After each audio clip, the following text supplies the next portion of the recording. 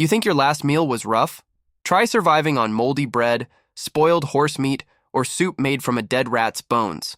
Welcome to the nightmare menu of medieval soldiers, where dinner might kill you before the enemy does. In this video, we're diving fork first into the most disgusting, stomach-turning foods ever eaten on medieval battlefields and siege camps. From boiling boots to baking bread with human bones, we're not just talking bad meals, we're talking survival at its filthiest. One dish was so foul it sparked a mutiny. Another? It may have led to cannibalism. Let's get into the grotesque kitchen of medieval war. Imagine biting into a sandwich, only to find it's filled with maggots. Now imagine that's your best meal all week. Welcome to the dinner table of a medieval soldier. No fancy feasts, no hearty tavern stews, just whatever didn't kill you first. In the brutal trenches of medieval warfare, survival meant eating the unthinkable. Spoiled meat? Sure. Moldy bread? That's practically gourmet. And soup? Let's just say you don't want to know what floated in it. The daily menu during a siege or campaign wasn't just uninspired, it was deadly. Soldiers weren't just dodging arrows and boiling oil. They were battling dysentery, scurvy, starvation, and their own stomachs. You've heard of medieval torture, but nobody ever talks about the food. It's easy to romanticize the past roaring fires, venison on the spit, tankards of ale sloshing with laughter. But for the average foot soldier, food was a battlefield all on its own. Let's rewind to the 13th century. Picture a Norman infantryman at the siege of Rochester in 1215. He's been huddled behind crumbling castle walls for weeks. Supplies are cut, trade is frozen, and the rats? They're starting to look edible. Here's where things get nasty. Soldiers often scavenged for anything vaguely chewable, bark from trees, boiled leather, even candles made from animal fat. Yes, wax dinners were real. But it got worse. During desperate moments, men turned to eating their horses, and not the tender loin. We're talking hooves boiled into gelatinous sludge. A protein-rich, morale-crushing nightmare. One source from the Siege of Jerusalem in 1099 reports crusaders resorting to eating the flesh of dead enemies. It's debated, but not impossible. After all, starvation rewires survival instincts in terrifying ways. Cannibalism wasn't a norm, but it wasn't unheard of either in the medieval trenches. And forget seasoning. Spices were luxury goods, mostly imported from the East and reserved for nobility. Soldiers got salt if they were lucky. Otherwise, preservation meant sun-drying meat until it resembled shoe leather. Even that was risky. Improperly dried meat rotted fast, leading to an outbreak of food poisoning that could wipe out whole units. In fact, some historians argue foodborne illness killed more medieval troops than actual combat. Here's a grim example. During the 100 Years' War, English forces under Edward III besieged Calais in 1346. After months of blockade, French defenders were so desperate they ate cats, dogs, and even horses' entrails. Chroniclers describe people sucking the marrow from bones that had already been picked clean twice. That's not just hunger, it's culinary despair. And don't get too cozy with the term bread. It's not the warm, fluffy stuff we eat today. Soldiers' bread was often made from barley, rye, or whatever grain hadn't been nibbled by weevils. Think dense, sour loaves often crawling with insects or riddled with ergot, a mold that caused hallucinations, gangrene, and madness. Imagine trying to hold a sword steady while your fingers rot off one by one. Even when meat was fresh, it wasn't safe. Hunting during wartime was risky and rarely fruitful. So soldiers relied on dried salted meat, often made months in advance and stored in barrels. It was tough, gray, and needed boiling just to soften it. And let's be clear, boiling didn't sterilize it. Contaminated water, rusty pots, and communal ladles guaranteed cross-contamination. Medieval camp kitchens were bacterial war zones. Let's pause and compare that to today. Our military meals? They're high-calorie, vacuum-sealed MREs, tested for safety and shelf life. Got a craving? Modern soldiers can heat lasagna in self-warming pouches. Medieval soldiers, meanwhile, risked death with every bite. Our 5-second rule? It's laughable. Their rule was, is it still moving? Then cook it. Now, let's talk about the infamous soldier's soup. Sounds quaint, right? Wrong. These were vile brews of leftover bones, stale grains, and whatever leaves or roots they could dig up. Ever heard of pottage? It was a never-ending stew, often kept boiling for days, sometimes weeks. Each soldier would add scraps of meat, wild herbs, even animal intestines. The result? A sludge so thick you could stand your spoon in it. And the smell? Imagine gym socks left in a swamp, then make it dinner. Another charming item? Blood pudding. Normally made with pig's blood and oatmeal, in wartime, it became a slurry of whatever blood could be drained, animal or otherwise. Mixed with grain or even breadcrumbs, it was pan-fried and eaten as fuel. Forget keto. This was iron-rich survivalism at its most disturbing. Desperation also bred innovation. Soldiers learned to ferment anything: fruit skins, soaked grain, even tree sap. The resulting liquids were sour, barely alcoholic, and often laced with bacteria, but they were safer than water. Clean water was a luxury, and stagnant sources became death traps filled with cholera and dysentery. So yes, rotten apple juice? Better than a sip from the stream. And here's a gross but true tidbit. During long marches, some soldiers carried dried cow dung not for fuel, but for emergency rations. Burnt to kill parasites, then boiled into a paste, it provided trace minerals. You don't survive a 30-day march without bending a few culinary rules. Medieval field rations weren't just disgusting, they were demoralizing. An army's morale was directly tied to its meals. The worse the food, the faster discipline broke down.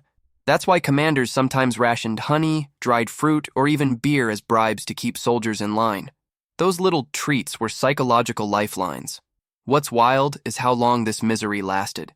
Well into the 15th century, armies still lacked standard provisioning. It wasn't until late medieval logistics evolved, like the rise of military supply trains and contracted bakers, that food began to improve. But even then, it was hit or miss. Miss the supply drop? Say hello to soup made from boiled grass. The ultimate irony? The better the army's food, the more brutal it became. Fed soldiers fought longer, harder, and with more brutal efficiency.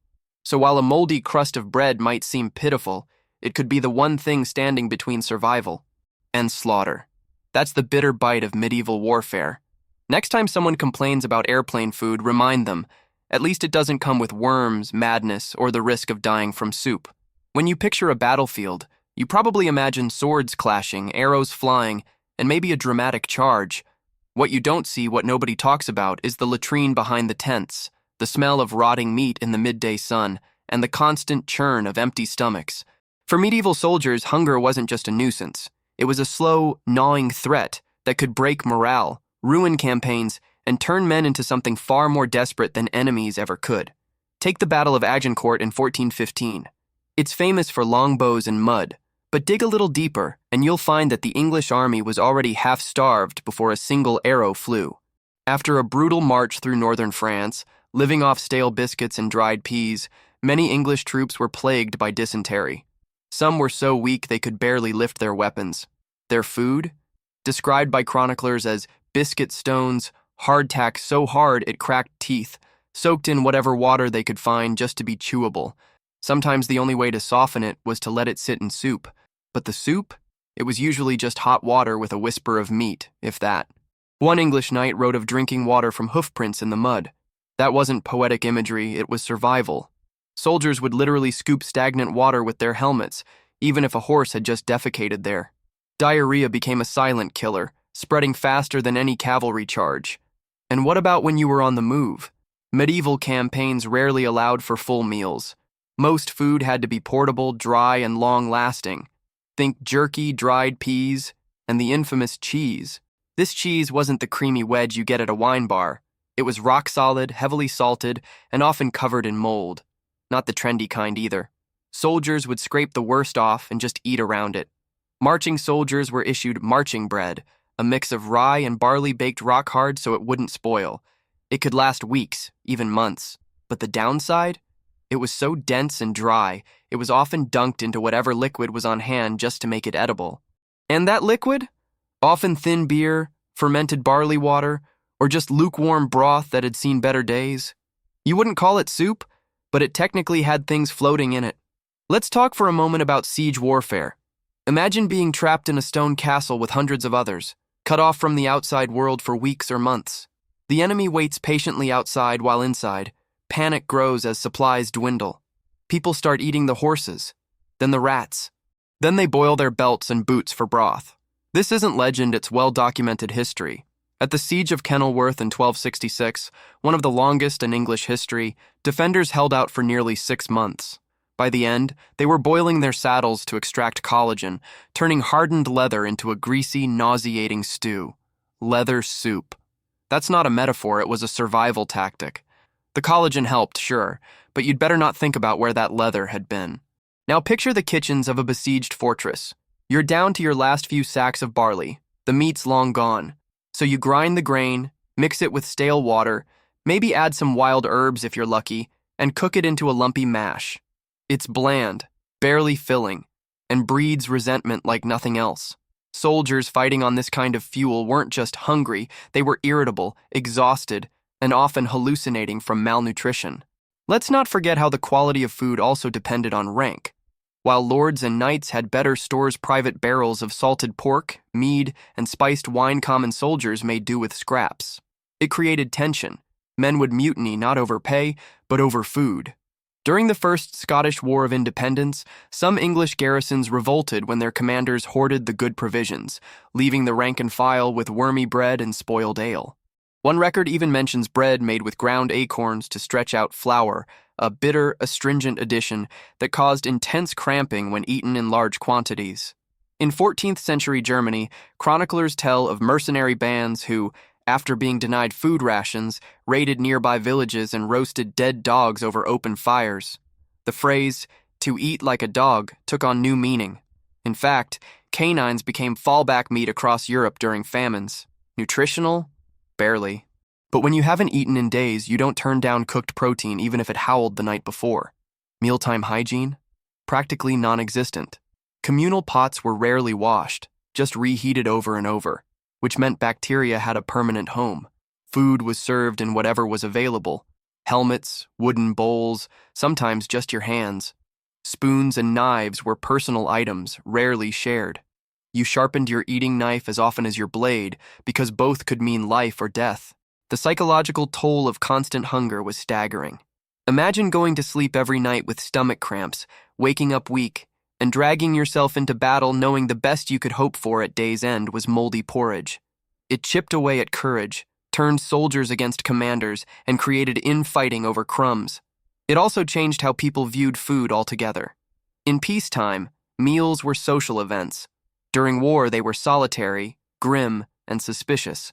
Some soldiers refused to eat what others prepared, fearing poison or theft.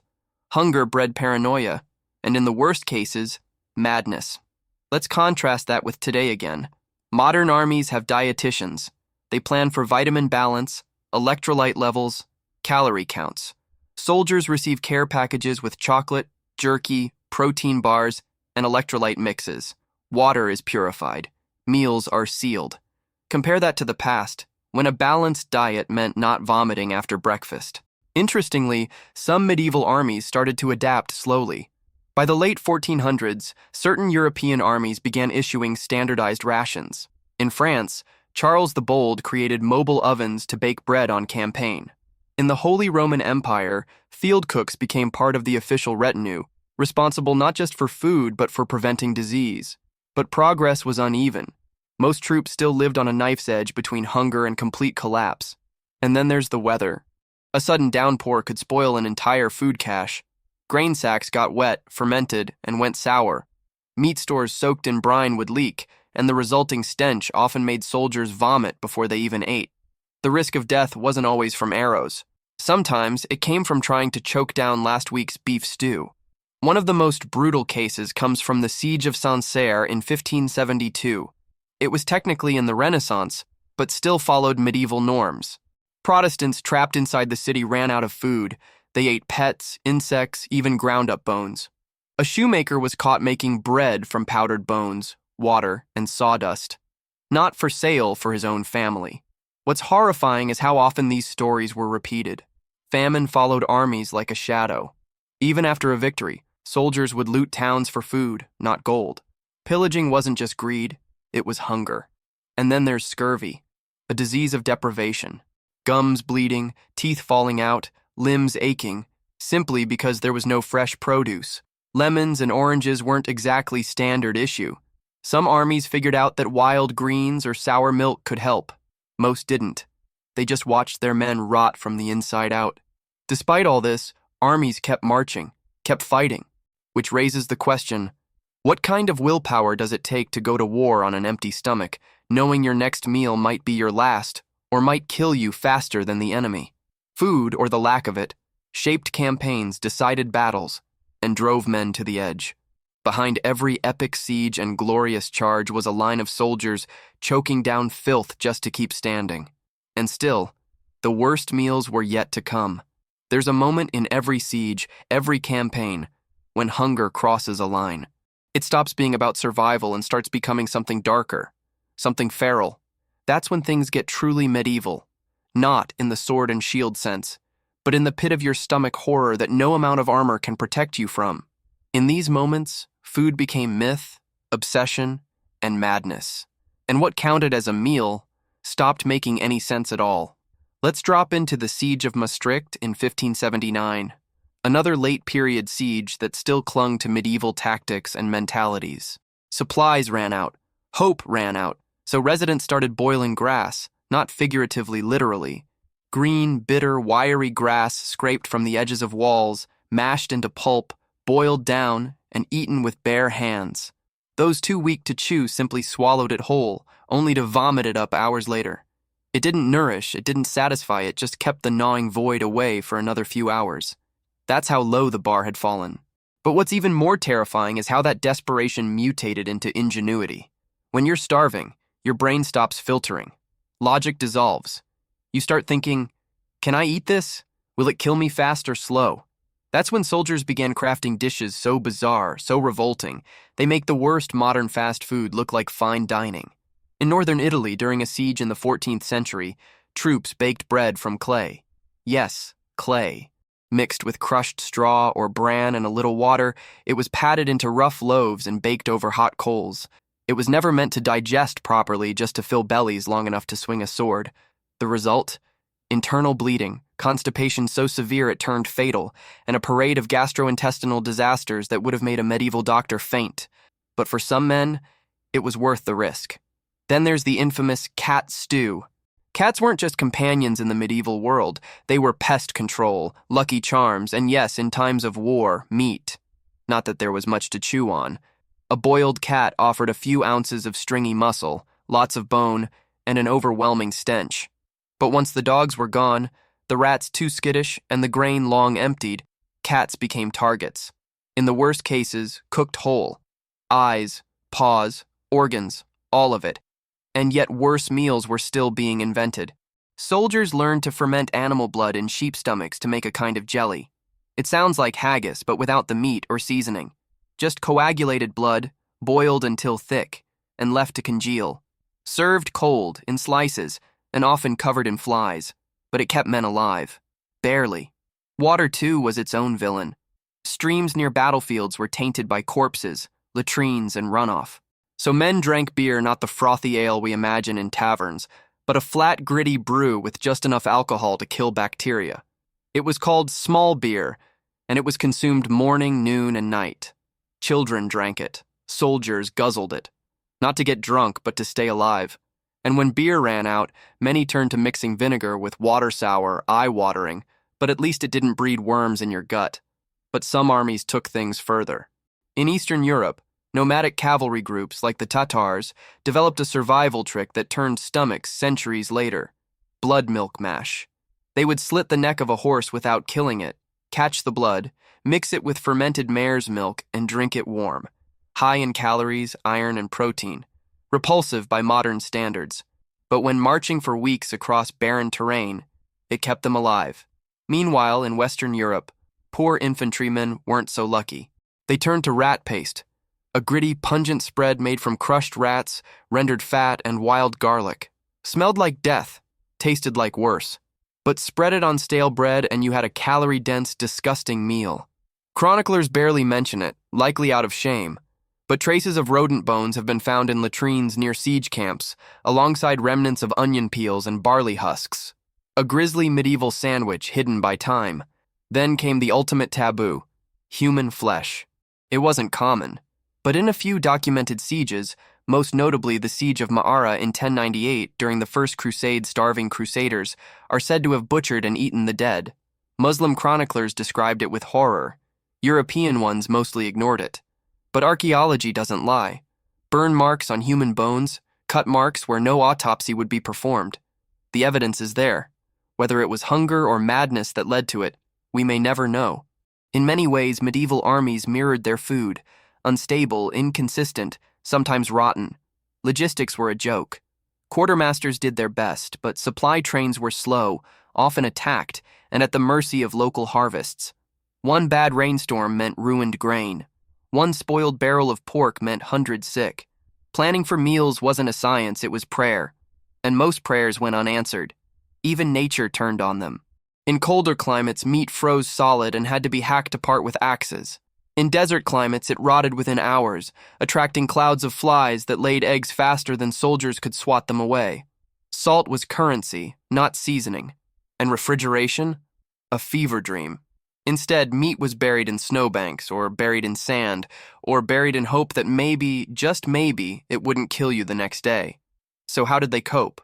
Some turned to superstition, carrying herbs like rosemary or garlic to ward off sickness, rubbing food with ash or charcoal to purify it, drinking herbal tonics brewed by camp followers, some actually medicinal, others just bitter placebo. When all else failed, they prayed over their meals, not for flavor, but for forgiveness, in case it was their last. Modern armies have labs, nutritionists, packaged meals designed to withstand shock, heat, and decay. Today's rations might taste bland, but they're clean, balanced, and tested. The worst side effect is boredom, not botulism, not blindness, not bleeding out from eating the wrong root. Back then, every bite was a gamble, a roll of the dice between nourishment and nausea. One bad piece of meat could take down an entire squad. One barrel of spoiled beer could trigger mutiny. And yet they marched on, fought on, died with crumbs still in their beards and the taste of dirt in their mouths. It's easy to focus on swords and shields, kings and castles. But the real war, the slow, grinding, stomach-turning war, was waged at mealtime. No knight in shining armor ever won a battle on an empty belly, and no army ever conquered anything on a diet of boiled boots. There was no glory in their meals, just necessity, just the foul, unending need to eat something, anything, before the enemy or your own insides took you out. And for some unlucky souls, the worst culinary horrors still lay ahead. By the time a medieval army reached the depths of starvation, dignity was long gone. Food wasn't about pleasure or culture, it was desperation dressed up as sustenance. Even the idea of cooking had warped. Soldiers weren't chefs. They were alchemists of misery, turning unthinkable materials into something barely edible. But nothing captured this grim reality more than the meals prepared in makeshift siege kitchens, where creativity and disgust merged into pure survival. Take the Siege of Haarlem in 1573. The Dutch defenders were outnumbered and surrounded. At first, they ate stored grain and salted fish. Then came the dogs, the horses, and finally, a bizarre meatloaf crafted from ground bones and flour paste. A clergyman wrote that it was dense and gray with a taste like chimney soot. That wasn't exaggeration. Burnt wood and ash were common medieval additives used to mask rot, absorb toxins, and simply create the illusion of bulk. In reality, they turned already borderline food into digestive minefields. Even in less dire times, soldiers couldn't count on nutrition. A chronic problem was pellagra caused by niacin deficiency, which triggered hallucinations, skin lesions, and eventually death, all because their diet lacked variety. Bread, bread, and more bread. When supplies ran low, the bread turned into oatcakes, hard biscuits, or disgusting gruels made from leftover mash that had been fermenting for days. And medieval soldiers didn't just worry about eating, they worried about what they might eat. Poisoning was a constant fear, not from enemy saboteurs, but from spoilage. A chunk of beef gone green could kill quicker than a blade. Fish turned rancid in mere hours if not properly preserved, yet it was a staple during Lent and other meatless holy days. Salted herring, dried cod great in theory, lethal when mishandled. In fact, mass food poisoning during a Lent observance nearly ended the siege of Rouen in 1418, as dozens of troops were incapacitated after eating bad eel. One captain reportedly staggered into battle vomiting blood, thinking it was a sign of divine punishment. Then there were the insects, flour bags full of weevils, cheese crawling with maggots, meat infested with fly larvae, and soldiers ate it anyway. They'd pick out the worst of the bugs, rinse the rest in vinegar or wine, and try not to think too hard. Some even believed the bugs were protein nature's seasoning. And honestly, they weren't wrong.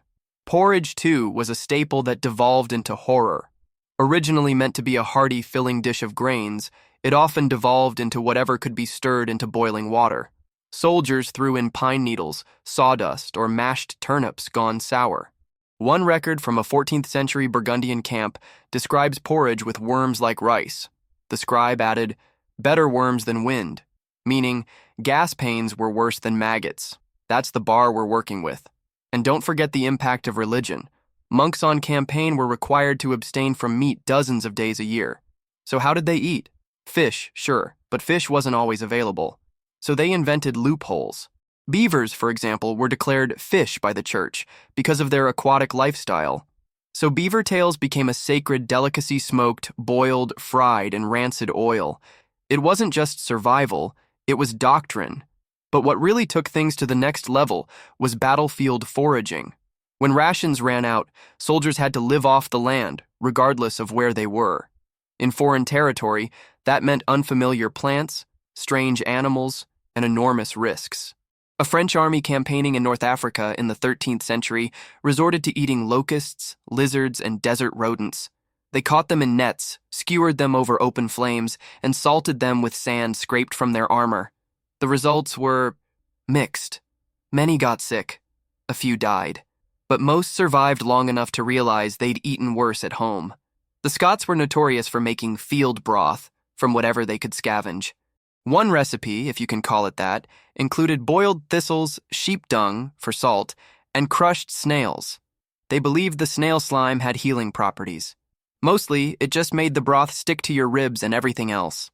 Camp followers, those who traveled with armies to cook, clean, and sell goods, also had their culinary low points. Many cooked using trench fires fueled by animal bones and dung. They fried rats in old oil, made pies from offal and scraps, and sold them to starving men for coins or favors. It was dirty, grimy, and often illegal, but it was food. Sort of. Even when troops weren't starving, food could still kill. Botulism was a silent killer, especially in sausage. One German unit in 1472 reportedly lost over 20 men after consuming blood sausages that had turned toxic. There were no symptoms at first, just sleepiness, dizziness, then death. Nobody understood microbes back then. They just knew some sausages bit back. And yet, despite the horror, soldiers developed twisted preferences. Some began craving sour beer and spoiled cheese, believing it built toughness. Some grew addicted to garlic mixed with pig fat, claiming it cleared the humors. Others ate charcoal tablets to bind the bowels. A few, especially among mercenaries, simply gave up and drank their calories, living on beer and wine alone until the day their teeth fell out. The psychological effects were massive. Food became status. The best-fed soldiers were often the best behaved. Those starving, prone to desertion, violence, madness, officers knew this. That's why in some armies, bread was rationed more carefully than arrows. The man with a full stomach was a soldier. The man with none was a threat. Feast days, when food was plentiful, became sacred. Soldiers wept at the sight of roast meats, fruit, and clean bread. It reminded them of home, of humanity. And when the feast was over, they returned to boiled gruel and sour beer with grim acceptance. There's something haunting about all this. In a world where life was brutal and short, food was one of the few pleasures, yet it was rarely pleasurable. Meals were tools, weapons against death, and sometimes weapons against each other. Soldiers stole, hoarded, lied, and even killed over food. Grain sacks were guarded like treasure chests. Bread wagons were raided before weapon wagons. And if a unit got desperate enough, they'd turn on their own allies just to fill their bellies. During the Crusades, food riots were common. In one infamous instance, European knights turned on their Armenian allies simply because they believed the Armenians were hiding better bread. Hundreds died, not for land, not for faith, but for loaves. And still, the hunger returned. Always. By the end of most medieval campaigns, fewer than half of the soldiers were killed by combat. The rest? Disease, exposure, and yes, starvation. The greatest killer of all. A quiet, creeping executioner that didn't need a sword to end you. This was the real battlefield. Not the clash of iron, but the scraping of spoons in empty pots. The choking silence of a man chewing boiled leather. The madness in a soldier's eyes as he looks at a rat and sees dinner. And for those still standing, the next meal was never far. Nor was it ever far enough. There's a kind of numbness that sets in when hunger becomes routine. Not the sharp pang of skipping lunch, but the dull ache of weeks without real nourishment. That's what medieval soldiers carried with them alongside their swords and shields. Hunger wasn't just physical, it was psychological. It haunted their sleep, clouded their judgment, and left them vulnerable to any whisper of food, no matter how foul. By the time a campaign dragged into its final phase, men weren't fighting for kings anymore. They were fighting for their next bite. By the 15th century, some armies tried to solve the crisis with logistics. Supply wagons, field kitchens, issued rations, but medieval roads were barely worthy of the name.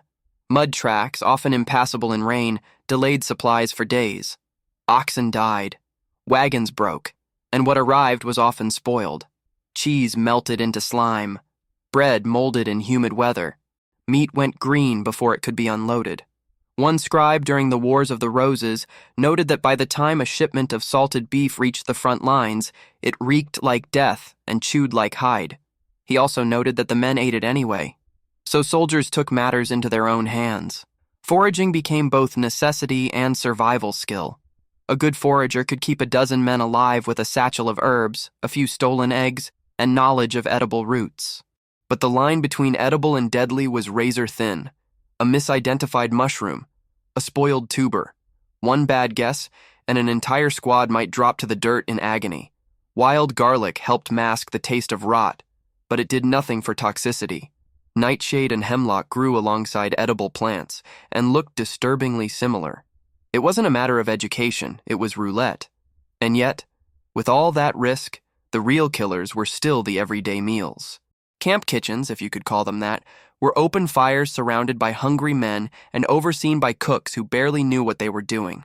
Water was drawn from the nearest stream, which might also double as a latrine, a horse bath, or a dumping ground for corpses. Flour was mixed without sieving, meaning rocks, bugs, and even rodent droppings ended up in the dough. Meat was cooked rare not for flavor, but because there wasn't enough firewood to do it right. Let's not ignore the role of fat. Lard was gold. It added calories, made food taste marginally better, and provided energy. But in hot weather, it turned rancid fast. Soldiers who ate spoiled lard developed what was called gut rot, a condition so painful that men sometimes begged to be stabbed rather than endure another day of cramping, vomiting, and explosive diarrhea. And yet, they kept eating it, because there was nothing else. One trick soldiers used to preserve fat was burying it. A shallow pit lined with ash and leaves, sealed with stone. It helped sometimes. Other times it attracted vermin or spoiled even faster. Still, it was better than hauling it in a leather bag that leaked all over your gear. Spoiled grease could turn a soldier's pack into a walking health hazard, attracting flies and making everything smell like death. And then there was salt. Rare, expensive, and desperately needed. Not just for flavor, but for preservation. Armies that lacked salt often had no choice but to eat meat within a day or suffer the consequences. And when they had salt, they used it liberally. The result? Meat so dry and salty it had to be boiled for hours to be edible. Soldiers joked that it fought back. Some even used salt as currency. A pinch could buy favors, a pouch could buy a life. As meals grew more experimental, so did the consequences. Fermented oat paste, bread made with crushed animal bones, soup thickened with blood. It sounds monstrous, but in the absence of flour or meat, soldiers turned to anything that could be boiled or baked. Even insects, crickets, ants, beetles, smashed into paste and fried over coals. Not tasty, but dense with protein. In some regions, fried insects became semi-normal. In others, they were taboo. Either way, they ended up in bellies more often than not. And rats. Always the rats. Ubiquitous, fast-breeding, impossible to ignore. In every siege, in every trench, rats became the final fallback. Caught in traps, chased with clubs, roasted whole, some soldiers developed methods: skin them first, soak in vinegar, roast until crisp. It didn't remove the taste, but it made the texture tolerable. Others boiled them into stews, bones and all, and pretended it was rabbit. That little lie, that sliver of illusion, helped more than you'd think. But nothing stirred more disgust or more desperate relief than cannibal bread. Found only in the darkest corners of medieval warfare, these loaves weren't actually made from human flesh, but they came close. In several documented cases, soldiers at the edge of starvation ground human bones into flour, mixed with stale beer, cooked over coals. These weren't secret crimes, they were public, performed by starving men in plain sight. The bones came from graves, from battlefields, even from dead comrades. The line between horror and hunger vanished, and no one judged, because they were next. Yet somehow, amid the filth and madness, small comforts emerged. An apple traded from a farmer, a flask of clean water, a slice of smoked ham from a friendly quartermaster. These moments became legend within units. Soldiers remembered them like miracles. Entire songs were written about a single onion, or a day when the porridge came with salt. And when battles ended, feasts followed. The contrast was staggering. One day, you're eating boiled bark. The next, your commander is carving a roast ox. It wasn't just celebration, it was a reminder of what you fought for. The feast wasn't just for the winners, it was for the survivors.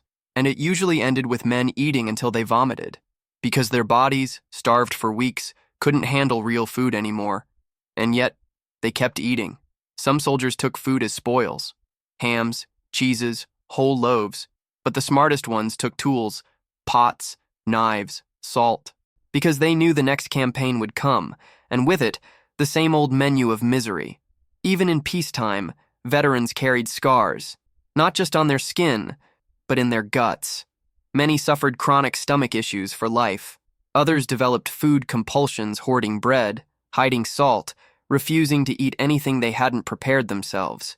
Some couldn't bear the smell of soup. Others ate only soup, afraid of chewing. Hunger had rewired them, permanently. And yet these were the lucky ones. The dead didn't complain about dinner. The reality is this: medieval warfare was sustained not by heroism or strategy, but by men willing to choke down the inedible, swallow the disgusting, and survive another day. They weren't warriors because of what they fought with. They were warriors because of what they ate, or didn't eat. And the next time you throw out leftovers or complain about a cold lunch, remember, somewhere, a soldier once gnawed leather until his teeth bled. Somewhere, a man boiled his boot and called it soup. Somewhere, a feast was nothing more than a handful of roasted ants. The stomach, in the end, was the true battlefield, and the meals, they were war. So the next time you toss out leftovers or complain about bland takeout, remember, medieval soldiers were boiling shoes for soup, choking down rotting meat, and fighting off rats for the privilege of not starving.